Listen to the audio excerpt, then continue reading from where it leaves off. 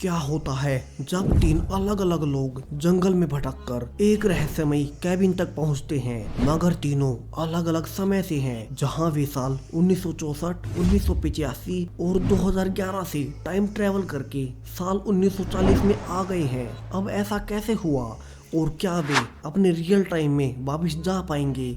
चलिए जानते हैं। कहानी की शुरुआत जोडी और केविन से होती है, जो कि एक कपल हैं और अभी एक स्टोर को गन पॉइंट पर लूट रहे हैं। यहाँ केविन सारा कैश लेकर गाड़ी लेने चला जाता है। तभी जोडी को कैशियर के पीछे एक पुरानी सेफ दिखाई देती है। ये सोचकर कि इसमें और ज्यादा पैसे होंगे, जोडी कहती है कि वो कैशियर जल्दी से ये सेफ खोल दे, वरना वो उसे गोली से मार देगी। कैशियर जोडी को वार्न करता है कि ये सेफ तुम्हारी समझ के बाहर है। तुम्हारी ये बेकार सी जिंदगी जो तुम जी रही हो, ये सेफ उसे बदल कर रख देगी, इसलिए अच्छा होगा कि तुम इससे दूर ही रहो। जोडी को ये सुन गुस्सा आता है और वो तभी उस कैशियर को गोली से मार देती है। अब उस सेफ में ऐसा क्या था, हमें कुछ ही देर में पता चलेगा। अब यहाँ से हमें एक लड़की सैम दिखाई जाती है, जो कि काफ़ी डरी हुई है और इस वक्त एक अनजाने जंगल में भटक रही है। उसे थोड़ी ही दूर एक कैबिन दिखाई देता है। सैम अंदर जाती है, मगर यहाँ कोई नहीं था। उसे काफ़ी भूख लगी थी, तो वो वहाँ रखा हुआ खाना खाने लगती है। तभी उसे बाहर से किसी के आने की आवाज़ आती है और वो डर के मारे वहीं छुप जाती है। वो पाती है कि कोई आदमी है जो कि कुल्हाड़ी लेकर अंदर आया है। सैम वहाँ कुछ देर छुपती है और उसके बाहर जाते ही मौका देखकर बाहर की ओर भागने लगती है, मगर वो गलती से उसी आदमी की ओर भाग आई थी। वो आदमी अपना नाम टॉम बताता है और कहता है कि वो भी उसी की तरह भटकते हुए यहाँ आ गया है और उससे उसे कोई खतरा नहीं है। टॉम सैम को अंदर ले जाता है और उसके घाव पर बैंडेज लगाने लगता है। सैम उससे माफ़ी मांगती है और कहती है कि उसे लगा कि वो खतरनाक है, इसलिए वो डरकर उससे भाग रही थी। इसके अलावा वो कल से काफ़ी भूखी थी, तो उसने उसका खाना भी खा लिया था। सैम आगे बताती है कि वो कल रात अपने पति के साथ जा रही थी कि तभी उनकी कार इस जंगल में आकर बंद पड़ गई। उसके पति मैकेनिक को ढूंढने अकेले चले गए, मगर उसके बाद से वापस लौटे ही नहीं। इसीलिए कार में पूरी रात इंतजार करने के बाद वो खुद ही पैदल चलकर मदद मांगने निकल आई, मगर यहाँ जंगल में खो गई। टॉम कहता है कि वो भी पूरे 3 दिन से यहाँ है। 3 दिन पहले उसकी कार यहाँ पास में ही क्रैश हो गई थी, जिसके बाद वो यहाँ आ गया, लेकिन यहाँ से आगे रास्ता नहीं ढूंढ पाया है और हर बार कैसे भी करके इसी कैबिन तक पहुंच जाता है। इसके अलावा यहाँ का टेलीफोन भी खराब है और उनके सेल फोन में कोई रेंज भी नहीं आ रही है, यानी कि अब वे किसी और से मदद भी नहीं मांग सकते। सैम कहती है कि उसे उसके पति को ढूंढना ही होगा और वो वापस से अपनी कार के पास ही जा रही है, ताकि अगर उसके हस्बैंड वहां आए तो वो उन्हें आगे मिल जाए। टॉम कहता है कि मगर बाहर का मौसम जल्दी ही काफ़ी ठंडा होने वाला है और इतनी ठंडी रात को तो कोई बाहर रह भी नहीं सकता। ये सुनकर सैम को और चिंता होने लगती है, क्योंकि उसका हस्बैंड कल रात को ही मदद ढूंढने चला गया था। सैम नर्वस थी और वो सिगरेट पीने लगती है। टॉम यहाँ से उसका लाइटर लेकर कैबिन में लकड़ियां जलाता है ताकि उन्हें ठंड ना लगे। जिसके कुछ देर बाद वे दोनों सैम की कार पर जाते हैं, जहां अभी तक उसका हस्बैंड वापस नहीं आया था। टॉम कार को चेक करने पर पाता है कि इसमें तेल खत्म हो गया है, सो उन्हें वापस से कैबिन में चले जाना चाहिए, वरना रात को काफी ठंड बढ़ने वाली है। लेकिन सैम कहती है कि वो यहीं कार में ही रहकर अपने हस्बैंड के आने का वेट करेगी। टॉम यहाँ कुछ देर तो वहीं रुकता है कि शायद से सैम का हस्बैंड जल्दी से वापस आ जाए, मगर अब शाम ढलने लगी थी, सो सैम को भी वहाँ डर लगने लगता है।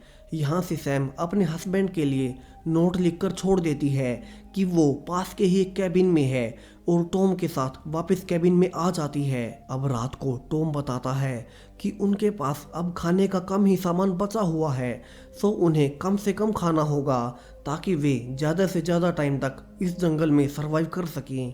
और इसके बाद दोनों सो जाते हैं। अब सुबह उठते ही टॉम अपने क्रैश हुई गाड़ी से तेल निकालने लगता है ताकि वो इससे सैम की कार में डालकर यहाँ से निकल सके। दूसरी ओर सैम बहुत बुरे सपने, जिसमें वो एक हॉस्पिटल में है और मर रही है, उसकी आँख खुलती है, जहाँ वो पाती है कि कोई लड़की कैबिन के बाहर सो रही है।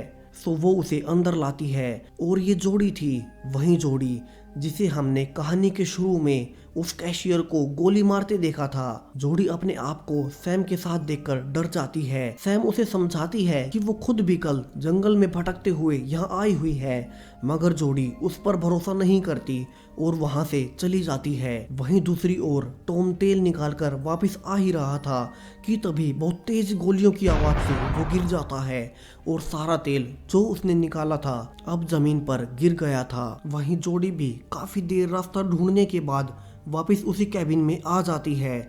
जोड़ी बताती है कि वो तो यहाँ से सीधा दूर गई थी और ना ही वो कहीं भी मुड़ी, लेकिन फिर भी उसके सामने ये कैबिन कैसे आ गया। सैम भी उसे सब बताती है कि टॉम भी उसे यही कह रहा था कि वो भी सीधा चलता है, लेकिन हर बार इसी कैबिन तक आ पहुंचता है।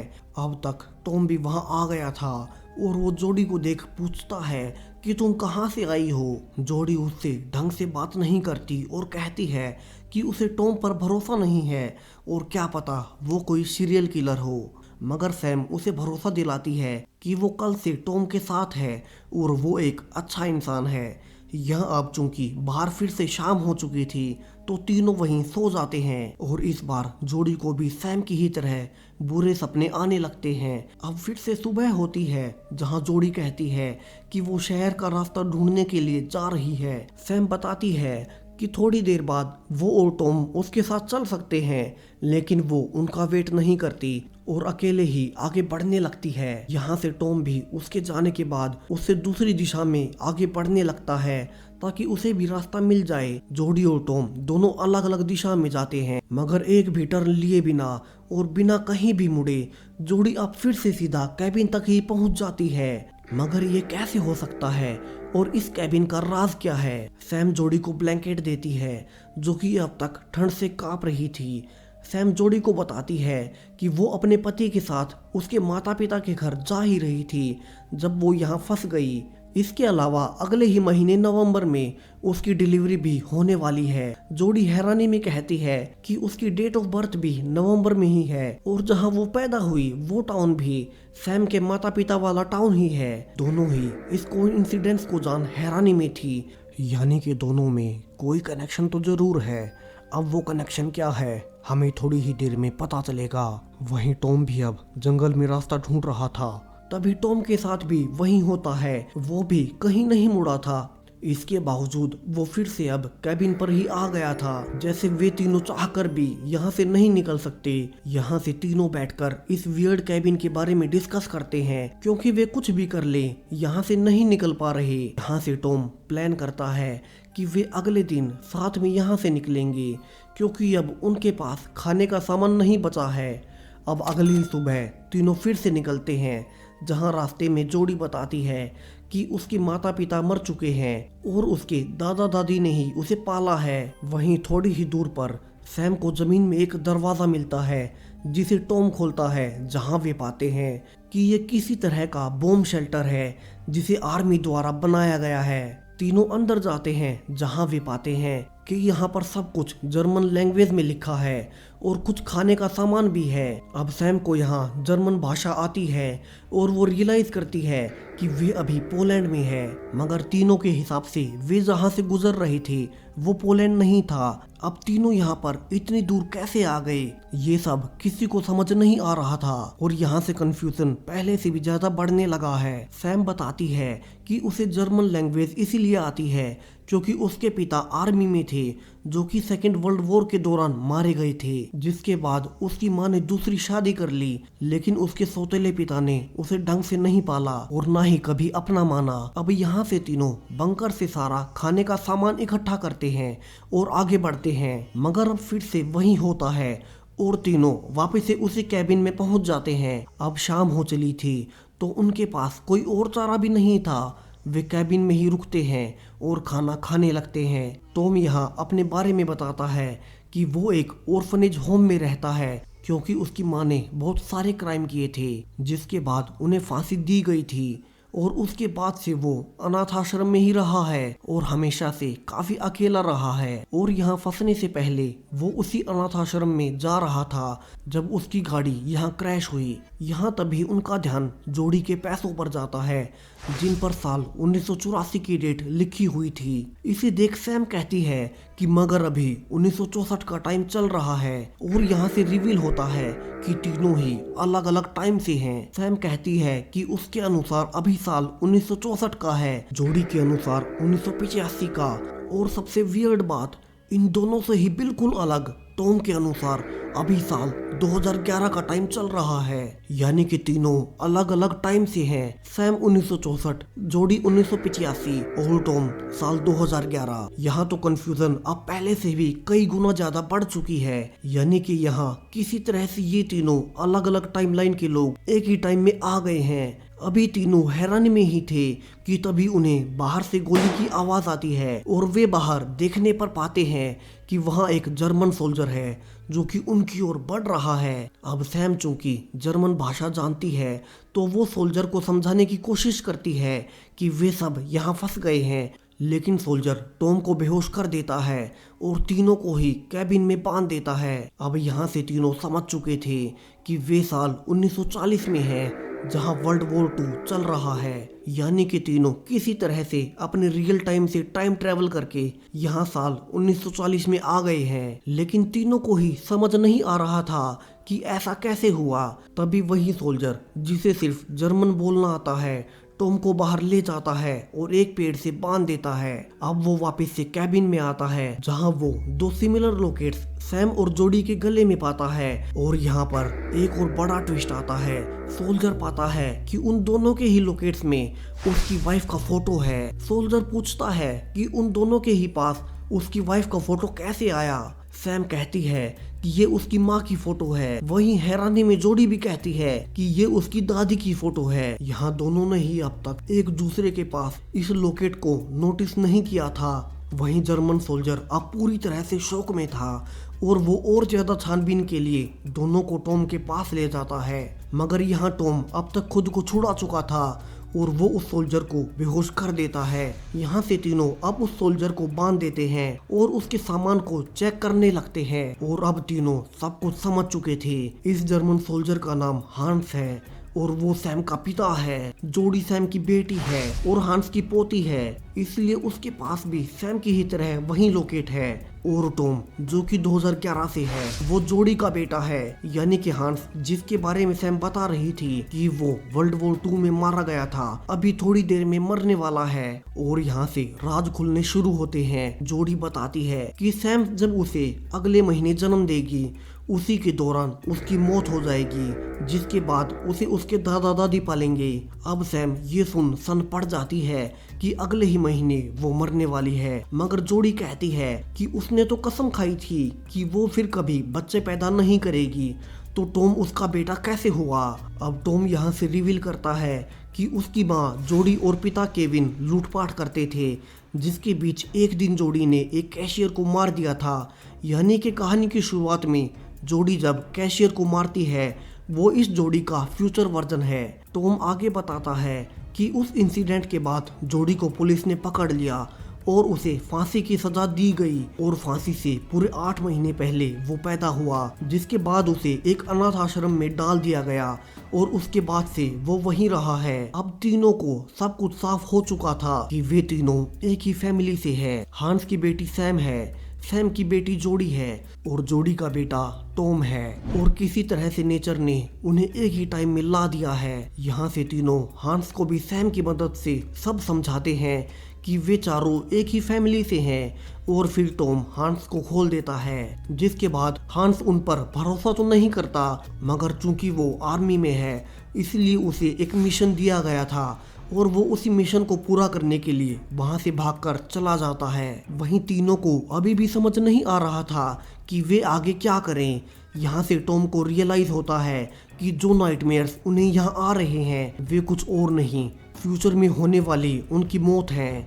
यानी कि सैम जोडी को पैदा करते वक्त अकेली होगी और मर जाएगी। वहीं जोडी को गवर्नमेंट के द्वारा मौत की सजा दी जाएगी और टॉम अकेले में सुसाइड कर लेगा। टॉम कहता है कि शायद से किस्मत ने उन्हें एक और मौका दिया है खुद के फ्यूचर को बदलने का। यानी कि हांस जो कि अभी कुछ देर बाद एक एयर स्ट्राइक में मरने वाला है, अगर वे इस बार उसे यहाँ मरने ही ना दे और उसे बचा ले तो टाइमलाइन बिल्कुल पूरी तरह से बदल जाएगी। तीनों को याद आता है कि पास में ही उन्होंने एक बॉम्ब शेल्टर को देखा था, तो वे हांस को वहां ले जाकर बचा सकते हैं और तीनों प्लान करते हैं कि वे ऐसा ही करेंगे।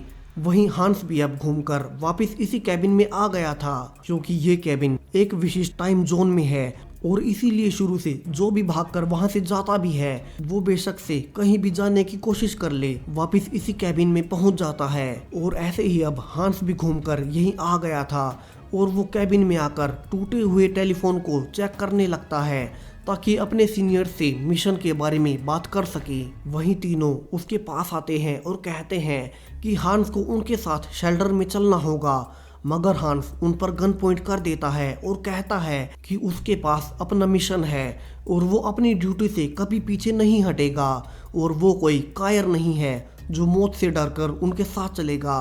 अब सैम उसे जर्मन भाषा में ही सब कुछ समझाती भी है कि वो इस वॉर में मारा जाने वाला है, मगर हांस उनकी बात नहीं मानता और वो वहां से जाने लगता है। टॉम भागकर उसे जबरदस्ती से रोकने लगता है, जिसके बीच दोनों लड़ने लगते हैं और इसी के बीच हांस से गलती से गोली चल जाती है और सीधा जोडी को जाकर लगती है। टॉम घबराकर जोडी की ओर भागता है, वहीं हांस मौका देखकर वहां से निकल जाता है। सैम टॉम को कहती है कि जोडी के मरने से पहले उसे हांस को रोकना होगा, क्योंकि अगर जोडी मारी गई तो तुम कभी पैदा ही नहीं होगे और रियलिटी से हट जाओगे। तो जल्दी से टॉम हांस के पीछे भागता है और टॉम उसे पकड़ भी लेता है, मगर लड़ाई के दौरान चूंकि हांस एक सोल्जर है वो टॉम पर भारी पड़ने लगता है। तभी हांस ऊपर फाइटर प्लेन्स को देखता है और उसे अपना मिशन याद आता है और वो जल्दी से आगे भागने लगता है। अब टॉम को यहाँ याद आता है कि चूंकि वे एक विशिष्ट टाइम जोन में है तो हांस कहीं भी भागे वो आखिर में उसी कैबिन तक आ ही जाएगा। सो वो जल्दी से वापस कैबिन पर जाता है जहाँ हांस भी अब फिर से वहीं आ गया था। तभी जोडी मर जाती है, जिसके बाद अब चूंकि जोडी ही नहीं है तो टॉम कभी पैदा हुआ ही नहीं और वो भी रियलिटी से हट जाता है और गायब हो जाता है। सैम ये सब देख रोने लगती है और हांस से कहती है कि देखो ये तुमने क्या कर दिया। तभी वो देखती है कि ऊपर से एयर स्ट्राइक होने वाली है और वो हांस को कहती है कि कम से कम अब तो तुम्हें मेरी बातों पर भरोसा करना होगा। हांस ने अभी अभी अपनी आंखों के सामने टॉम को रियलिटी से हटते देखा था और अब उसे सैम की बातों पर यकीन था। सो दोनों मिलकर उसी बंकर की ओर भागने लगते हैं। वहीं उनके चारों ओर बॉम्ब गिर रहे थे, जिसके बीच सैम गिर जाती है और बेहोश हो जाती है। हांस उसे उठाता है और किसी तरह से बंकर में ले आता है और बिल्कुल आखिरी समय पर बॉम्ब गिरने से पहले ही शेल्टर बंद कर देता है और वो आ पाता है कि सैम भी अब गायब हो गई है, यानी कि टाइमलाइन सब कुछ ठीक कर रही है। और यहाँ से एक मिसाइल उसी कैबिन पर गिरती है और यहाँ से सब कुछ रिवर्स होने लगता है और अब इस नई टाइमलाइन में हांस उस वर्ल्ड वॉर में नहीं मारा जाता, जिससे कि पूरा फ्यूचर बदल जाता है। जोडी अब खुद को उसी स्टोर में पाती है जिसमें वो कहानी की शुरुआत में थी, मगर इस बार वो कोई चोर नहीं है, वो काफी अच्छी लाइफ जी रही है। वो कैशियर को पैसे देती है और अपना सामान लेकर जाने लगती है। वो बाहर आई ही थी कि देखती है कि केविन, जो कि पिछली टाइमलाइन में उसका बॉयफ्रेंड था, अब इस नई टाइमलाइन में अपनी नई गर्लफ्रेंड के साथ उसी शॉप में लूटपाट करने के लिए जा रहा है। जोडी यहाँ से घर जाती है जहाँ अब उसकी माँ सैम भी जिंदा है और दोनों साथ में काफी खुश हैं, यानी कि हांस के बचने के बाद सब कुछ बदल गया है और उसके बाद से वे सब काफी खुश रहते हैं। और इसी के साथ ये कहानी यहीं खत्म हो जाती है। तो उम्मीद है कि वीडियो के आखिर तक आते आते आप ज्यादा कंफ्यूज नहीं हुए होंगे। और अगर शॉर्ट में बताया जाए तो किस्मत ने उन्हें एक मौका दिया था ताकि तीनों वापस से पास्ट में जाकर हांस को मरने से बचा सके, जो कि तीनों की ही लाइफ हांस की मौत के बाद काफी बुरी तरीके से कटी थी और तीनों किसी न किसी वजह से मारे गए थे अपनी किस्मत को बदल सके। और तीनों ने ही हांस को बचाकर अपनी किस्मत बदल ली और अपने भविष्य को अच्छा कर लिया। तो कहानी काफी हैप्पी एंडिंग के साथ खत्म हुई। तो इस वीडियो में इतना ही और हम मिलते हैं किसी और साई-फाई टाइम ट्रेवल कहानी के साथ। Thank you.